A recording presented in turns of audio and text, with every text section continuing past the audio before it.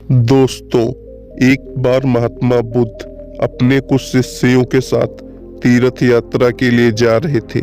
चलते चलते रास्ते में एक बहुत बड़ा गांव पड़ा और महात्मा ने कहा कि आज हम यहीं विश्राम करेंगे। यह कहकर शिष्य सहित उस गांव में चले गए। गांव के लोगों ने महात्मा को देखा तो बड़े प्रसन्न हुए और महात्मा के लिए बहुत अच्छा आसन लगाया। सभी अपने अपने घरों से अच्छा अच्छा पकवान बनाकर लाए।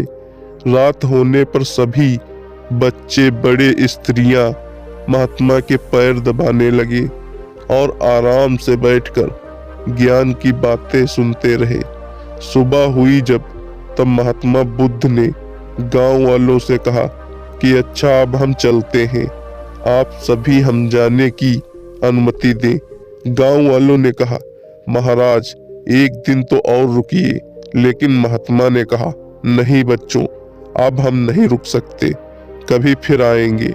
यह कहकर महात्मा चलने लगे और चलते हुए महात्मा बुद्ध ने गांव वालों को वरदान दिया और कहा सबके सब उजड़ जाओ, और यह वरदान देकर महात्मा चले जाते हैं। चलते चलते शाम हुई तो महात्मा एक दूसरे गांव में पहुंचे। वहां पहुंचते ही बच्चों का बहुत बड़ा झुंड दौड़ा आया और महात्माओं के चारों तरफ से घेर कर कोई मिट्टी फेंकता तो कोई कीचड़ फेंकता, शोर मचाने लगे। महात्मा लोग बड़ी मुश्किल से उनसे पीछा छुड़ाकर एक जगह गए और जो अपने पास फटा पुराना कंबल था वो बिछाकर बैठ गए वहीं। काफी देर बाद गांव के कुछ बड़े बूढ़े आए। वो सब भी महात्माओं को देखकर हंसने लगे और मजाक उड़ाने लगे। एक जवान ने तो महात्मा को कंबल ही छीन लिया और कहा उनके क्या काम आएगा, कम से कम मेरी भैंस तो ओढ़ेगी। वो महात्माओं के अपमान करते हुए चले गए। महात्मा ने भूखे प्यासे रहते हुए बड़ी मुश्किल से रात बिताई। सुबह होते ही महात्मा चलने लगे और चलते हुए महात्मा बुद्ध ने गांव को वरदान दिया कि सबके सब बसे रहो।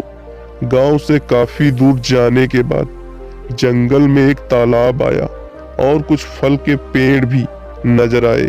तो महात्मा बुद्ध ने कहा कि बच्चों यहाँ थोड़ी देर विश्राम कर लेते हैं।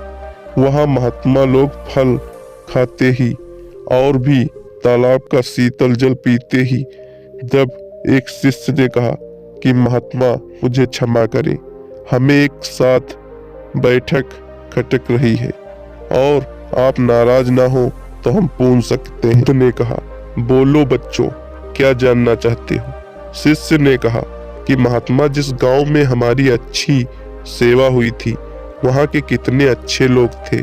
उन लोगों को तो आपने वरदान दिया कि उजड़ जाओ, और जिस गांव में हमारा अपमान हुआ उन लोगों को आपने वरदान दिया कि बसे रहो। ऐसा क्यों महाराज।